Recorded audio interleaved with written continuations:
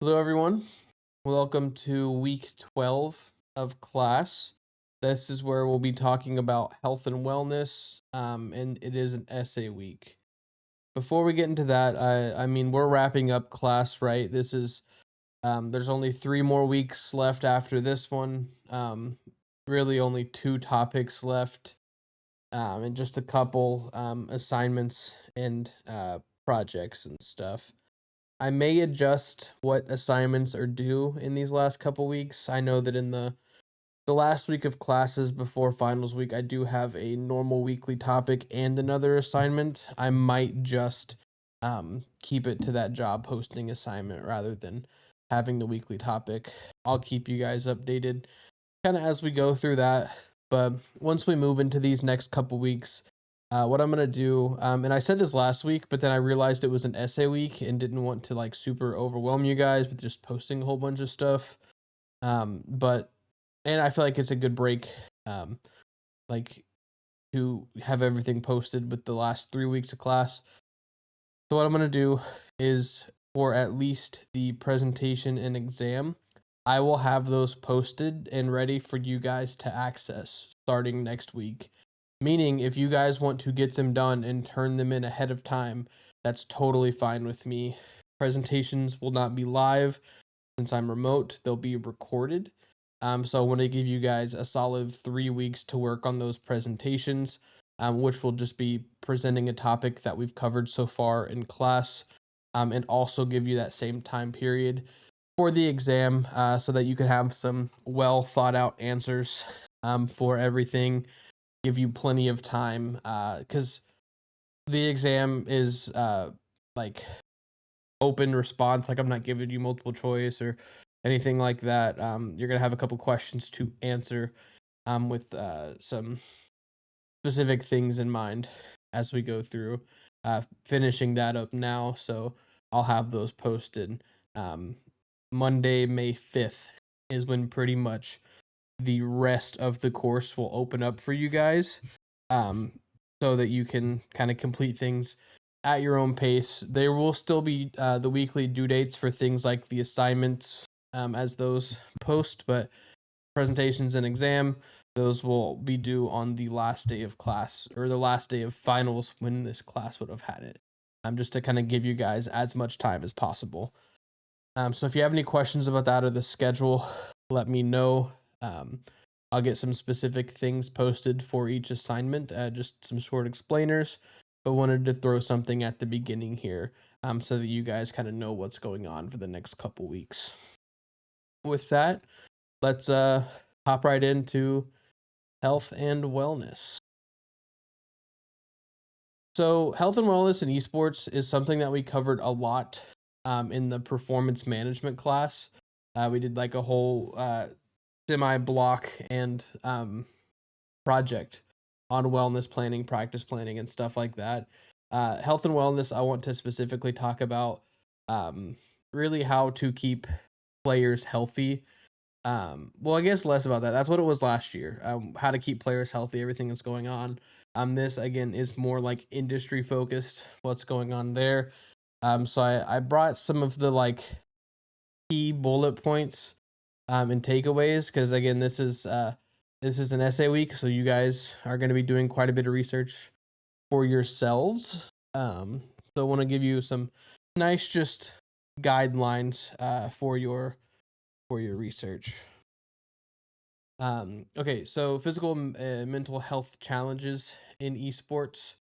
So a big one, long practice hours can cause injuries, eye strain, carpal tunnel, back pain, poor posture. I say that as I'm like leaning forward in my chair, and it leaning back right now. It's everywhere, right? And it's not just in esports. You see it in offices, corporate settings, things like that. Just poor posture leads to shoulder, back, everything like that. I mean, gamers are grinders. There are some people who sit extremely close to their monitors, to see everything.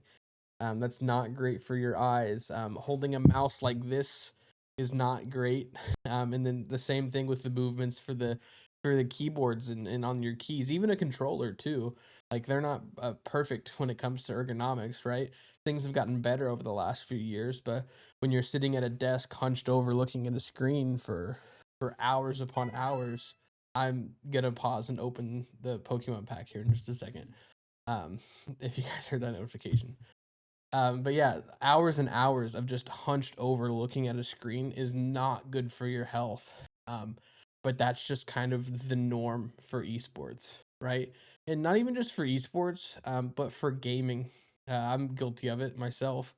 It's just all about like being conscious and taking those steps. Next, mental health struggles. I mean, anxiety, depression, burnout are common, like with high pressure, lack of work life balance situations. You see this again in every industry, not just esports. It can just sometimes be like explode, kind of, when it comes to esports and stuff, right?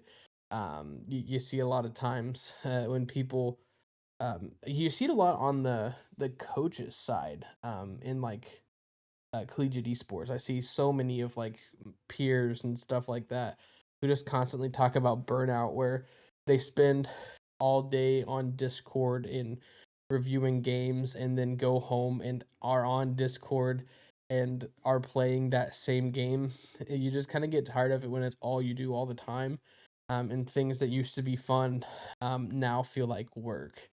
Like I remember, and I've tried to be more conscious about this myself, but playing games is like a fun pastime, and trying to separate that from competing sometimes or from work is important, because if not, everything that you do that used to be this thing that was so fun is now like a chore, and you just have to do it. And if you're not performing, you just start to crash out, run it down. You're just tilt queuing into ranked for 5 hours straight, and you come out a worse rank than you started. You feel like crap. You don't feel like you're good enough. Like it's a real battle when it comes to it. So it's just something to kind of keep in mind. That's a big struggle, just overall, not for gaming and for esports. Next, this one's a little weird, but I wanted to throw it in there because it totally can happen. But sleep disorders, or just a lack of good, like sleep schedule, constant screen time and exposure. It's known that the later at night you look at your screen, your body feels like it's getting light from the sun and doesn't kind of wind down, um, to kind of that sleep mode that our bodies have. Um, you're staying up until 4 a.m. on a weekday, even though you have an 8 a.m. class or something, just playing games and grinding. There's It's rare to see an esports player that has a good, consistent sleep schedule without being like very conscious of and sticking to it. And then also at like pro level or very high levels, there's a lot of travel involved that can really mess with sleep and everything that you need to do. So a lot of challenges there for health in so many different ways. And when you're doing something that like, because for like traditional sports, you have to be in good shape. For a lot of them, you're moving around, doing a lot of things. Your body's very active. That's not the case for esports. So there needs to be kind of a very intentional approach to keeping players and stuff healthy. Next, here we can talk about some steps being taken by organizations. This is what a lot of your essay is about. I think it's a part of the prompt. But here's just some quick examples. I won't talk too much on this because, again, this is what you're going to be doing and you'll expand on. Professional teams and leagues finally having things like physical trainers, sports psychologists, and wellness staff. This is something that's just talked about a lot, and you don't necessarily see in practice unless you're there and are one of the players, but it's something that we need to see more of. I think personally, I think teams should do a better job of showcasing these resources and how their players utilize them, so that people who are aspiring to be in the industry can understand how important that this stuff is. Um, but it's there and accessible to players who could be using those things. Next, some collegiate programs are starting to introduce wellness resources and stuff like that. Obviously, there's like scholarships, academic support, for financial or um, like academic help. Um, one thing that is nice about my program being situated in an athletic department is we have access to our athletic trainers and to our strength and conditioning coach. So while we're not going to be put into the system where players can just go in, have their specific tailored workouts yet, just because they didn't have enough licensing because they didn't expect esports to want to use it. But they've been more than willing to work with me in setting that up to where we can build workout plans that maybe aren't as intensive for people who have never worked out, but can really focus and promote that overall wellness in a player. Work out those things that maybe have a lot of strain or aren't getting used a lot when you're in a chair. So working with strength and conditioning coaches for something like esports has been really cool for me and for them because they're having to think about stuff differently. Because like when you're looking at strength and conditioning for something like golf, there's a lot of rotation and movement there. So they know what things they need to work out, they need to do. But for something like esports, it's more of like, okay, let's just promote wellness and get people moving when maybe they aren't usually doing that. So some really cool supports that can be built in at the college level. Even partnering with like athletic training students and stuff like that could be a great way to kind of develop some of those programs. Next, then practice planning and schedules. Implement those to allow more time for rest, exercise, and non-screen activities. Having a day off away from practice and from the screens can be really good. Just to kind of refresh mentally, physically, um, be outside, feel the sun. Those types of things can be really good too. There are and will always be some challenges when it comes to this.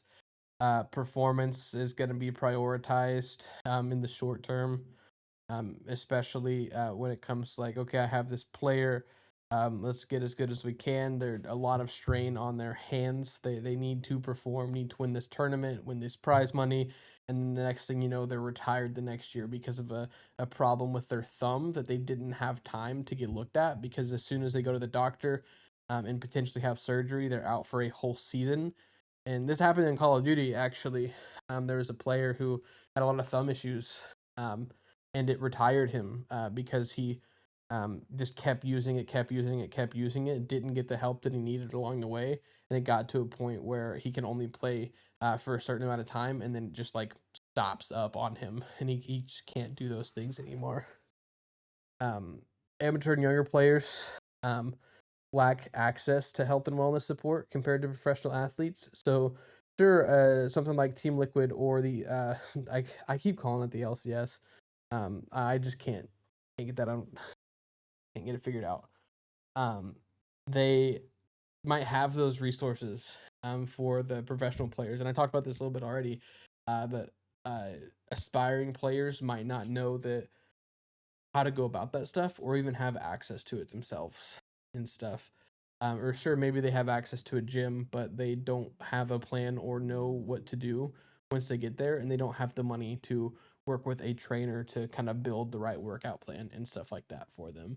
So just an overall lack of access there at an aspiring level. And there's no industry-wide standard too, right? So there's not really health and wellness policies across games and leagues. There's some leagues that don't even really have them, except when it comes to like drug use and stuff, doping. But yeah, there's not like, and there's not any overarching policies for anything esports really. But the health and wellness aspect is definitely lacking there. Moving to the future of and stuff like that. These are just some potential solutions. Mandated wellness programs, education, mental health services, and physical training. Hopefully, some of those things can start to become the standard when it comes to health and esports. But a lot of it is just going to be up to the specific teams and stuff like that that are doing it. Yeah. So like I said, this is an essay week. I have this posted as I've posted every other essay so far. This is the last one. And I hope this format works for you guys. Basically, here's the biggest prompt. Choose a couple esports orgs at different levels, so not two college teams, not two pros teams, maybe one of each or something like that. Explore how they address player health and wellness. Consider both physical and mental aspects. So then we have a couple bullet points here for you guys to touch on. What programs or strategies are they succeeding? Where could they improve? What steps should the industry take in the next 5 years to better prioritize health and wellness? Think about this question for the industries that your teams fall in. So if you have a college team, what steps can colleges take? And if you have a pro team, what steps can those pro teams or leagues take? Um, so just something to keep in mind there. Obviously, some resource, get a couple sources and stuff for me. Properly cite them as you use them. Just standard essay stuff. It's the end of the year. You guys know what's up. That's all I have for this week. If you have any questions, just let me know. Always willing to answer those. But like I said, I'll have pretty much everything posted for the rest of the semester next week, just so that you guys have access to it.